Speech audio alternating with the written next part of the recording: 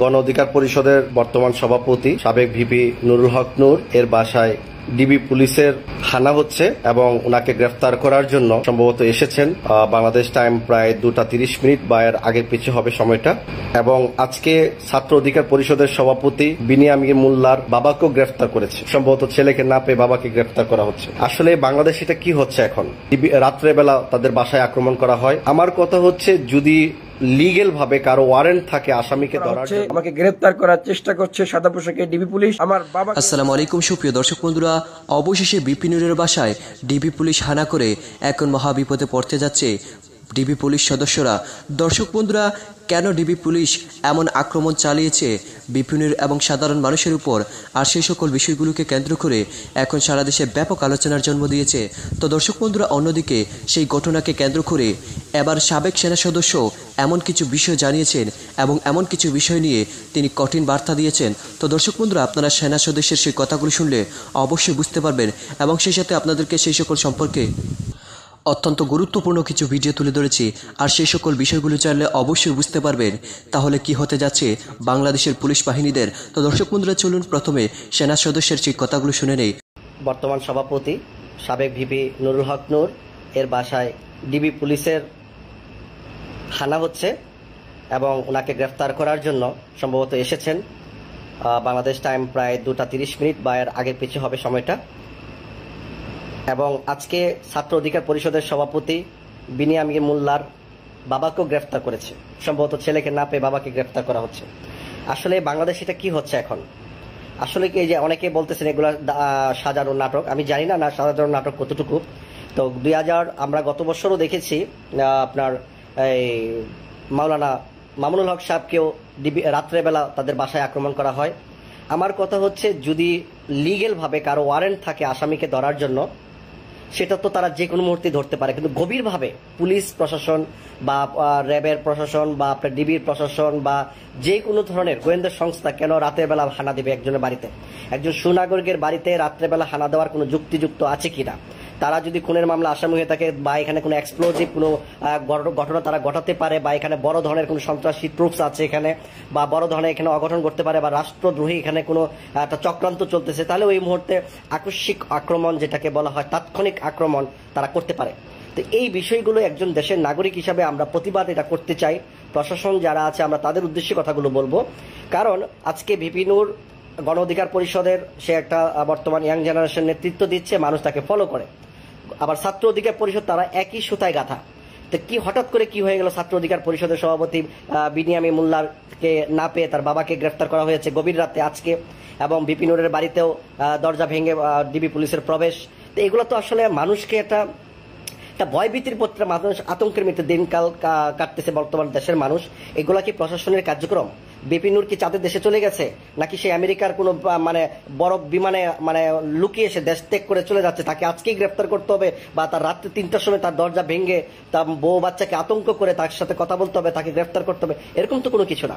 তো আমরা শুধু এই বিষয়টা নিয়ে আমি কথা বলতে চাই যে আমাদের বাংলাদেশের প্রশাসন যেভাবে তারা সিস্টেমগুলো চালু করতেছে, এটা অত্যন্ত লজ্জাজনক একটা প্রশাসনের জন্য। তা আপনারা সিভিল ড্রেসে যাচ্ছেন, প্রশাসন এভাবে একটা মানুষকে গ্রেফতার করতে পারেন না। যে কোনো জিনিস আপনারা সিস্টেম, যদি ওনার ওয়ারেন্ট থাকে আপনারা দিনে দুপুরে ওনাকে গ্রেফতার করবেন। প্রশাসন পারে না এমন কোনো কাজ নাই। যদি এখানে 1 লক্ষ লোক থাকে, 1 লক্ষ লোকের মধ্যেও তাকে গ্রেফতার করা সম্ভব যদি প্রশাসনের লিগেল থাকে। তো আপনারা ইলিগেল ভাবে রাত্রে 2টার সময় মানুষকে ঘুম ভাঙিয়ে দরজা ভেঙে তাকে গ্রেফতার করার জন্য বেরিয়ে আসেন, কথা বলতে হবে, এটা তো কোনো যুক্তিযুক্ত হতে পারে না। আমার কথা হচ্ছে, দেশের মানুষ এটাকে কিভাবে সমর্থন করছে? তো প্রিয় দেশবাসী, আমরা আপনাদের কাছে বলতে চাই, মানুষের নিরাপত্তা কোথায়?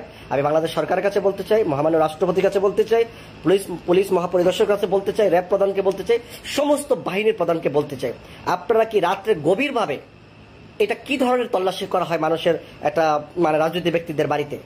আগে আমরা শুনতাম গভীর রাতে সন্ত্রাসীদের খোঁজ খবর নিতে যে বন্দুক যুদ্ধে নিহত হয়েছে, র্যাবের যুদ্ধে। এগুলো হচ্ছে ইনকাউন্টার যে ড্রামা ছিল, সেগুলো কিন্তু এখন বন্ধ হয়ে গেছে, এখন হয় না। এখন দিনে দুপুরে মানুষকে গ্রেফতার না করে রাতের গভীর রাতে নেতাকর্মী থেকে গ্রেফতার করতে হবে, এটা কেমন সংবিধানে আছে আমি বুঝি না। আমার কথা হচ্ছে যে আজকে এই প্রতিবাদগুলো কেন করতেছি, আমার কথা হলো এটাই যে এইভাবে একটা মানুষকে ক্ষতি করতে পারে না। দেশের রাজনৈতিক সংগঠন প্রত্যেকটা গণতন্ত্র অনুযায়ী তার রাজনীতি করতে পারবে। ভিপি নূর বা আপনার গণ অধিকার পরিষদ, ছাত্র অধিকার পরিষদ, যে কোনো দলই হোক, তাদেরকে এভাবে গ্রেফতার করাটা আমরা তীব্র নিন্দা প্রতিবাদ জানাচ্ছি। আর বিশেষ কথা হচ্ছে, আমি প্রশাসন ভাইদেরকে বলবো, আপনার গণতন্ত্র অনুযায়ী যেভাবে রাষ্ট্র পরিচালনা করার কথা আপনারা পরিচালনা করুন। মানুষ দেখতেছেন বর্তমানে জাতীয়তাবাদী দল বিএনপির সমাবেশগুলো লক্ষ্য নয়, কোটি কোটি মানুষ রাস্তায় নেমে গেছে গণতন্ত্র উদ্ধার করার জন্য, গণতন্ত্র চাওয়ার জন্য। তা আপনারা কি চাচ্ছেন? গণতন্ত্র রক্ষার জন্য আপনারা জনগণের পাশে থাকার কথা। যেখানে কোটি লোক রাস্তায় নামে, রাস্তাঘাটে তাদেরকে পুলিশ হয়রানি করতেছে, বাধা বিঘ্ন করতেছে, তারপরও জনগণ, 15 বছর বিএনপি ক্ষমতা নাই, তারপরও জনগণ যেভাবে আকৃষ্ট হয়ে বিএনপির পক্ষে বা দেশের জনগণের পক্ষে বা রাষ্ট্র পরিবর্তনের লক্ষ্যে যারা যে এভাবে মানুষ আসতেছে, এটাকে আপনারা পুলিশ বাহিনী কেন আপনাদের বিরোধিতা মনে করেন, বা আপনারা কেন সংবিধান বিরোধিতা মনে করেন? সংবিধান তো উল্লেখ করা আছে জনগণ সকল ক্ষমতার উৎস। জনগণ যদি চায় যে একটা ফাঁসির মামলার আসামিকেও তারা রাষ্ট্রপতি বা প্রধানমন্ত্রী তাদেরকে ক্ষমা করে দেওয়া এখতিয়ার আছে, যদি জনগণ চায়। যেখানে কোটি কোটি মানুষ রাজনীতিভাবে তারা সমর্থন দিচ্ছে একটা দলকে বা রাজনৈতিক গণতন্ত্রকে, বিচার বিভাগকে প্রতিষ্ঠা করার জন্য, আপনার নিরপেক্ষ সরকারের অধীনে নির্বাচন দেওয়ার জন্য, সবার ভোট যেন সবাই দিতে পারে, সেই সব করে মানুষ আন্দোলন করতেছে। দ্রব্যমূল্য বৃদ্ধির কারণে মানুষ আন্দোলন করতেছে। সেখানে সরকার প্রশাসন তাদেরকে নিরাপত্তা না দিয়ে তাদের উপরে টিয়ার গ্যাস, গুলি, রাবার বুলেট, তাদেরকে আবার ওই যে আপনার এপিসির যে আপনার পানি নিক্ষেপ, এই ধরনের জনগণকে যে ক্ষয়ক্ষতি করা হচ্ছে, সেটা অত্যন্ত লজ্জাজনক। আমি মনে করি এগুলো সংবিধান বিরোধী। তা আমি পুলিশ ভাইদেরকে বলবো, নেতাকর্মীদের বাড়িতে এই ধরনের গভীর রাতে তল্লাশি বা গভীর রাতে তাদের বাড়িতে তালা ভেঙে হয়রানি করা, এটা অত্যন্ত লজ্জাজনক ব্যাপার। আজকে আমরা ভিডিওতে দেখতে পাচ্ছি বিপিনুরের বাচ্চাগুলো তারা আতঙ্ক হয়ে গেছে, তার স্ত্রীও দেখলাম আতঙ্কের মধ্যে আছে, এবং বিপিনুর লাইভের মধ্যে সবকিছু বলে যাচ্ছে। তা আমি প্রশাসনকে ভাইকে বলবো, বিপিনুর যদি সত্যি গলতি হয়ে থাকে, তাহলে অবশ্যই তাকে দিনের বেলা আপনার ওয়ারেন্ট যুক্ত নিয়ে তাকে হাজার হাজার লক্ষ লক্ষ মানুষের সামনে আপনারা তাকে গ্রেফতার করবেন। কারণ বিপিনুর হোক আর যেই হোক, সবাই আইনের ঊর্ধ্বে নয়, আইনের মধ্য দিয়ে তাকে আপনারা গ্রেফতার করবেন, আইনের আওতায় নিয়ে আসবেন। গভীর রাতে এই ধরনের তল্লাশি করে, গভীর রাতে এই ধরনের নেতৃবৃন্দকে গ্রেফতার বা হয়রানি করে বা তাদেরকে ভয়ভীতি দেখিয়ে, এটা আমি মনে করি সংবিধান এটা সংবিধান পরিলক্ষ্য হয়ে গেল, সংবিধানের বিপক্ষে বা সংবিধানের লঙ্ঘন যাকে বলা হয়ে গেছে। তো আমি যারা এই ভিডিওটা দেখেছেন অবশ্যই শেয়ার করবেন। আমরা চাই বাংলাদেশের প্রশাসন তারা নির্ভেজাল হিসাবে, নিরপেক্ষ হিসাবে দেশের শাসন পরিচালনা করবে, মানুষের নিরাপত্তা দিবে। কাউকে ভয়ভীতি দেখানোর জন্য সরকার বা প্রশাসনের জন্ম হয় নাই বা প্রশাসনের চাকরির নিয়োগ দেওয়া হয় নাই। আমি মনে করি রাষ্ট্রের কোষাধ্যক্ষ থেকে যারা রাষ্ট্রের অর্থায়নে বেতন নিবে বা রাষ্ট্রের অর্থায়ন তাদেরকে যোগান দিবে জনগণের নিরাপত্তার জন্য, সেই রাষ্ট্রের অর্থায়ন থেকে যদি জনগণের নিরাপত্তা দেওয়ার কথা বলে জনগণের উপর অত্যাচার করে, নিপীড়ন করে, নির্যাতন করে, গুলিবর্ষণ করে বা দর্শন করে বা আপনার খুন গুম করে, তাহলে তারা অবশ্যই তারা রাষ্ট্রদ্রোহী বা আপনার দেশদ্রোহী। সেটা প্রশাসন হোক বা সাধারণ ব্যক্তি হোক, সরকারের খাত থেকে টাকা নেওয়া সরকারের কাছে তারা জিম্মি এবং জনগণের কাছে দায়বদ্ধ। তো আমি মনে করি যে আজকে বিপিনুরের বাসায় আমি কিন্তু বিএমপি করি, আমি একদম গলা ফাটিয়ে বলছি, আমি কিন্তু বিএমপি করি। বিএমপি করার কারণে আমি কাতারে জেল খেটেছি, রাষ্ট্রদূতের মাধ্যমে জেল খেটেছি, আন্তর্জাতিক সাইবার ক্রাইম মামলা দিয়ে আমাকে গ্রেফতার করা হয়েছিল। তো আমি বিপিনুরের দল করি না, আমি গণ অধিকার পরিষদ করি না, আমি ছাত্র অধিকার পরিষদ করি না। আমার কাছে এটা বিবেক মনে হয়েছে, এত রাতে, গভীর রাতে একজনের বাড়িতে আক্রমণ করা বা পুলিশের হয়রানি করা বা ডিবি পুলিশের তল্লাশি করা, এটা সম্পূর্ণ সংবিধান লক্ষ্য। এখানে কোনো সন্ত্রাসী লুকিয়ে আসে নাই, এখানে কোনো এক্সপ্লোজিভ তৈরি করা হয় নাই, এখানে কেউ বুম বানাচ্ছে না যে রাষ্ট্র ধ্বংস করে দিচ্ছে বা কোনো অন্য একটা রাষ্ট্রের সাথে বড় ধরনের চক্রান্ত হচ্ছে বা এখানে কোনো ম্যাপ চুরি করতেছে বা একটা রাষ্ট্র আরেকটা রাষ্ট্রের কাছে বিক্রি করে দিচ্ছে। এই মুহূর্তে বিপিনুরকে আটকাতে হবে, তাকে গ্রেফতার করতে হবে। এই ধরনের তো কোনো ইস্যু না। যদি ইস্যু না হয়ে থাকে তাহলে এই ধরনের প্রতিবাদ আমরা করছি, যাতে গভীর রাতে কোনো নেতাকর্মীর বাড়িতে আতঙ্ক দেখে, তার পরিবারকে ভয় দেখিয়ে বা কোনো নেতাকর্মীকে ভয় দেখিয়ে রাজপথ থেকে তাদেরকে সরানো যাবে না। গণতন্ত্র রুল, প্রত্যেকটা ব্যক্তি তার রাজনীতি করার অধিকার রাখে। তো যে যেখানে আছেন সবাই ভালো থাকবেন, লাইভটা শেয়ার করবেন। আর এই ধরনের পদক্ষেপ প্রশাসনের প্রতি আমার বিনীত অনুরোধ থাকবে, এই ধরনের পদক্ষেপ থেকে আপনারা দূরে চলে আসুন।